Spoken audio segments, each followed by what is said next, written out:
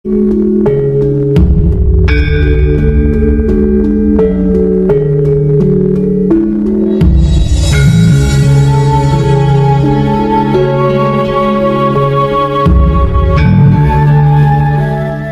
yang dilakukan terhadap Kiai Imam sebagai simbol, itu tetap hasilnya itu sama. Bahwa nasab Habib Alwi itu rukat. Bahwa Habib Alwi sebentar lagi tragis nasibnya kalau tidak segera bertobat. Soal nasab Alwi, saya jujuk ke ujungnya supaya ini enggak dikembang-kembangkan terus. Ya, ujungnya itu soal husnudzon.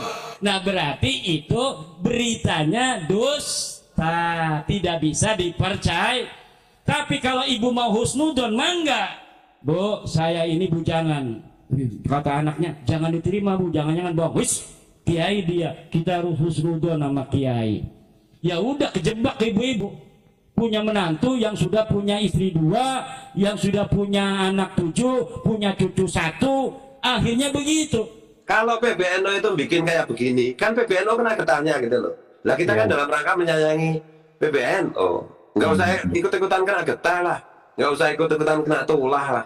Kalau biar dipecat gini, soalnya biar Kiai Imam semakin didukung macam-macam. Nggak usah kau pecat, itu Kiai Imam itu dukungannya makin kuat. Oh, kalau kau mau benar-benar supaya Kiai Imam itu didukung secara masif lebih cepat, ya kau bikin Basul Masail lah di PBNO. Ya pengecut bilang aja pengecut, nggak usah bersembunyi di balik Apollo. Karena namanya catatan itu sampean cari ya tidak mungkin lengkap, tidak mungkin coba. Sekarang ini aneh-aneh diskusinya ya, bantah-bantahnya orang-orang itu semua ini husnudzon. Kita berhusnudzon saja, sudah. Makanya di dalam ilmu sejarah ada teori heuristik. Pertama itu kalau kita mau meneliti heuristik, mengumpulkan seluruh sumber-sumber yang berkaitan dengan apa yang kita teliti. Kalau misalnya nasab Alawi ini diakui abad 9 sampai abad ke-4, maka kita harus kumpulkan seluruh kitab dari mulai abad 9 sampai ke-4. Dan saya semuanya punya. Tidak usah ngomong banyak-banyak daripada kualat. Ya. Karena kita ini yang penting jangan sampai kualat. Kalau sudah kualat itu apa-apa salah kedaden. Loh, yang bisa bikin kualat apa struktural PBNO itu ya Nahdien kultural, jangan salah. Oknum pengurus PBNO yang nggak menyertai, nggak melindungi kultural Nahdien, ya pasti akan dilibas oleh Allah. Ketulahan kualat sama Mbak Asim, kualat sama Gus Dur jelas itu. Ya tapi aku ora bakal kualat Gus Dur. Oh, hidup matiku untuk Gus Dur ya gitu. Sudah sekian lama, bertahun-tahun, berpuluh tahun, as-sawadul azam min ulama'ina meyakini bahwa para habaib ini memang memiliki silsilah yang sambung kepada Rasulullah sallallahu alaihi wasallam. Mari kita ikut saja, nggak usah nyari catatan. Dari mulai kitab Sirri Silsilatil Alawiyah abad ke-4, Tahdhibul Ansab abad ke-5, Al-Majdi abad ke-5, Muntaqilatul Talibiyah abad ke-5, As-Sajarah Mubarakah abad ke-6, Al-Asili Sabatul Musan, Ibnu Inabah, kemudian An-Nafah Al-Ambariyah. Seluruhnya saya baca, seluruh teliti. Saya siapkan juga kitab-kitab sejarah mulai daripada Musallam Al-Lahaji, Ibnu Samurah, Al-Janadi, Tarikh Baghdad, Al-Iqlil, Al-Kamil fit Tarikh. Kita teliti semuanya. Tidak boleh kita dalam meneliti hanya ngambil satu sampel kemudian kita mengambil kesimpulan. Itu bukan seorang peneliti, itu seorang pembaca. Kalau pembaca bisa dibohongi penulis. Kalau peneliti maka dia akan muqabalatun nusus, dia akan mengkomparasikan antara nas-nas yang ada dari satu kitab dengan kitab yang lainnya. Misalnya saya yakin, hakul yakin bahwa yang mulia Rais Am, pengurus besar Nahdlatul Ulama Kiai Miftahul Ahyar ini juga min nasli Rasulullah Muhammad sallallahu alaihi wasallam. Saya ndak nanya catatan, pokoknya saya yakin. Kenapa? Karena beliau telah mendapatkan takdir menerima makom kepemimpinan di tengah-tengah umat itu. Penolakan kebenaran. Semua orang sedunia, mufti sedunia kalau menfatwakan Pak Alawi itu sahih nasabnya, saya tetap menolak. ulama dunia ditolak. Ini ilmu macam apa semacam ini? Bukan ajaran kita semacam itu. Dan nanti pada gilirannya, ya, masa kita, Kanjeng saya Abdul Qadir Jailani sudah mulai digarap. Syed Muhammad Ali Al-Maliki juga diragukan nasabnya. Nanti digilir semua. Di belakang itu siapa? Wahabi. Dan ini menurut saya berpikir bahwa Gus Yahya itu seharusnya berpihak kepada algoritma ini, tapi ternyata kan tidak. Ya mungkin karena Kiai Miftahul Ahyar juga kan terang-terangan karena berbagai macam alasan yang alasannya bukan alasan ini ya, menurut saya alasan yang pragmatis saja membela Habib Alwi kan. Lupa bahwa Habib Alwi ini bahayanya bagi Pancasila, bagi kebangsaan kita, wabil khusus bagi Nahdien itu sudah terbukti dan luar biasa membuktikan gitu. Nah dalam kebukaan seperti itu Gus Yahya itu kayaknya itu tidak senekat seperti harapan saya mengenai PAW-nya Kiai Imad. Itu sebenarnya itu masalah sepele saja, dan bagi Kiai Imad pun tidak masalah sama sekali itu. Tapi jauh lebih dari itu sebenarnya, jangan-jangan ini ada dalam tanda petik itu kecemburuan gitu. Kecemburuan karena ya dengan adanya diskursus nasab ini memang ada apa yang disebut dengan pengurus de facto dan pengurus de jure di mata Nahdien. Pengurus de jure secara hukum ada struktural PBNU dimulai dari Kiai Miftahul Ahyar, kemudian Gus Ketum, dan kemudian Gus Saiful dan seterusnya. Itu kan de jure aja secara organisasi, secara hukum. Tapi de factonya di kultural NU, di kultural Nahdien lokal, apa itu akar rumput, ini kan harisma dan pesona dari de jure ini kan sekarang ini lagi disaingi dalam tanda petik atau digalakkan oleh kelompok kiai-kiai kultural seperti Kiai Imad, seperti Gus Abbas, seperti Kiai Syarif Rahmat, seperti Kiai Nur Ihya, bahkan orang-orang yang tidak terkait dengan NU pun, atau setidak-tidaknya itu jejak hidupnya itu tidak teridentifikasi sebagai NU, itu juga diidolakan oleh Nahdien kultural seperti Profesor Menachem Ali, seperti Mas Sugeng Sugiarto, seperti yang lain-lain gitu. Iya. Dan ini menurut saya berpikir bahwa Gus Yahya itu seharusnya berpihak kepada algoritma ini, tapi ternyata kan tidak. Ya mungkin karena Kiai Miftahul Ahyar juga terang-terangan karena berbagai macam alasan yang alasannya bukan alasan ini ya, menurut saya alasan yang pragmatis saja membela Habib Alwi kan.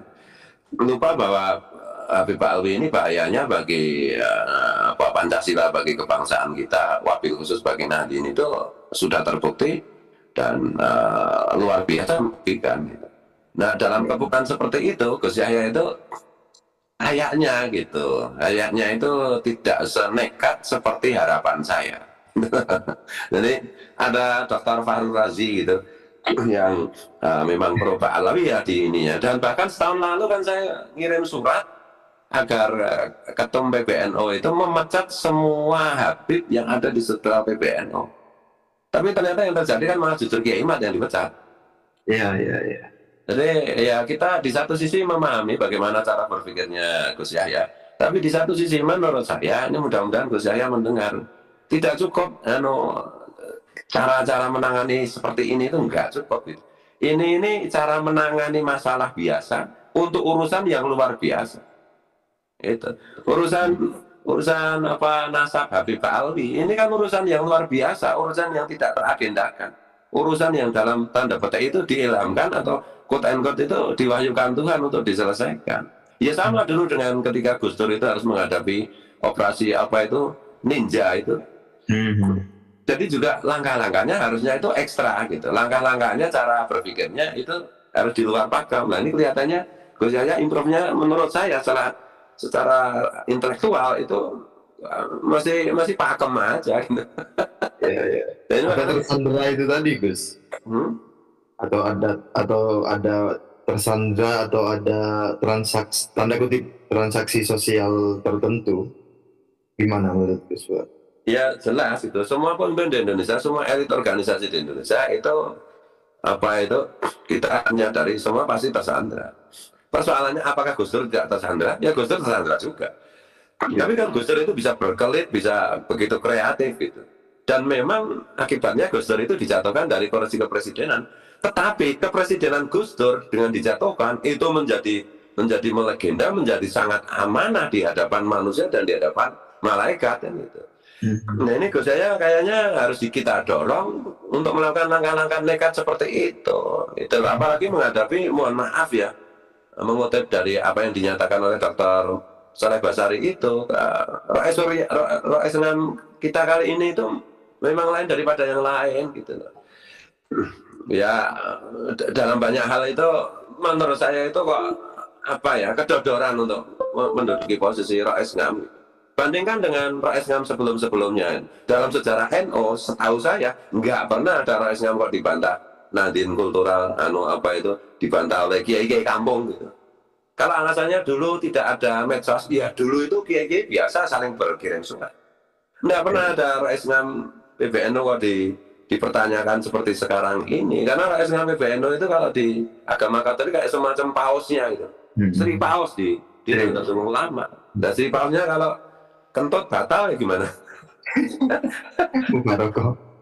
Jadi ini ya, dan celakanya lagi dalam keadaan seperti ini itu teman-teman yang dalam tanda petik itu secara kultural itu hidup bernafas di dalam dunia Nahdlatul Ulama itu karena adanya jamiyah yang tertutup yang dimulai dari era ketika Nusron Wahid jadi ketua Banser Ansor itu ya.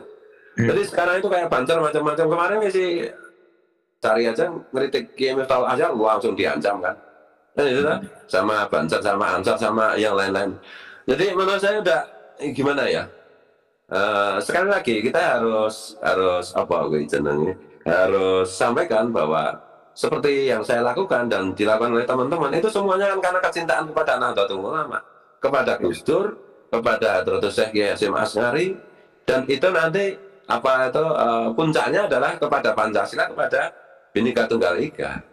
Nah ini enggak, kalau seperti saya di level kultural yang nothing tulus, yang enggak punya cita-cita menduduki kultural apapun, yang enggak pernah minta bantuan apapun secara material kepada pemerintah apalagi kepada PBNU, ya itu kan benar-benar digerakkan oleh kecintaan dan rasa responsibility secara kultural, secara psikologis, secara spiritual bahwa NU itu harus kita bela, kita jaga. Karena hanya dengan menjaga NU sebagai sebuah ideologi, bukan NU sebagai sebuah kumpulan pengurus gitu. Iya. Itu kita hanya dengan menjaga NU itu kita bisa menjaga Indonesia. Nah sementara ini, mohon maaf ini untuk kali ini karena masalahnya itu tidak biasa. Ini kayaknya itu gitu loh. Pengurus struktural PBNU itu dalam tanda petik itu membelakangi kultural Nahdien akar rumput. Kemudian Kiai Imad itu mau didukung, mau tidak, mau di PAW, mau tidak. Itu apapun yang dilakukan terhadap Kiai Imad sebagai simbol, itu tetap hasilnya itu sama, bahwa nasab Habib Ali itu rukat, bahwa Habib Ali sebentar lagi tragis nasibnya kalau tidak segera bertobat. Itu sudah sunatullah. Cuma kalau PBNU itu bikin kayak begini, kan PBNU kena getahnya gitu loh. Lah kita kan dalam rangka menyayangi PBNU, nggak usah ikut-ikutan kena getah lah, nggak usah ikut-ikutan kena tulah lah. Gitu loh. Kalau biar dipecat gini, soalnya biar Kiai Imad semakin didukung macam-macam. Nggak usah kau pecat itu, Kiai Imad itu dukungannya makin kuat. Kalau kau mau kalau kau mau benar-benar supaya Kiai Imad itu didukung secara masif lebih cepat, ya kau bikin Basul Masail lah di PBNU. Ya pengecut bilang aja pengecut, nggak usah bersembunyi di balik apologi. Ya bahwa ada persinggungan antar ormas itu pasti ada persinggungan dengan politik gitu jelas ya. Ya high politik lah. Cuma ya ya politik di situ itu kan dalam rangka membela, melindungi akar rumputnya gitu. Saya perlu sampaikan satu poin ini Mas Yogi. PBNU itu gebuk dari luar apapun besarnya, saya jamin pasti menang. Tapi PBNU jangan sekali-sekali gebuk Nahdien Kultural, pasti kalah. Ini nanti saya nggak kaget kalau muktamar berikutnya itu Gus Yahya nggak kepilih jadi ketum. Saya nggak kaget. Bisa jadi yang kepilih nanti Kiai Said Agil Sirot atau Kiai Mustafa atau bahkan malah mungkin Caimin. Gitu loh. Jangan main-main dengan pemilik saham yang sejati. NU mau bertarung dengan Wahabi, mau bertarung dengan apa itu FPI, dengan bertarung dengan iblis, demit, tetek bengek, dengan apalah, apapun lah, Amerika, Rusia, macam-macam, NU menang. Struktur apa izinnya PBNU pasti menang. Tapi kalau berhadapan dengan apa izinnya Nahdien Kultural, saya jamin pasti kalah. Gitu loh, kehilangan kewibawaan nanti. NU-nya tetap, apa kepengurusan PBNU-nya tetap, cuma diganti bukan kamu lagi, gitu loh. Iya. Lo yang bisa bikin kualat apa struktural PBNU itu ya Nahdien Kultural, jangan salah. Iya, mau berhadapan dengan Israel menang. Tapi kalau dengan kultural NU pasti kalah, saya jamin. Iya.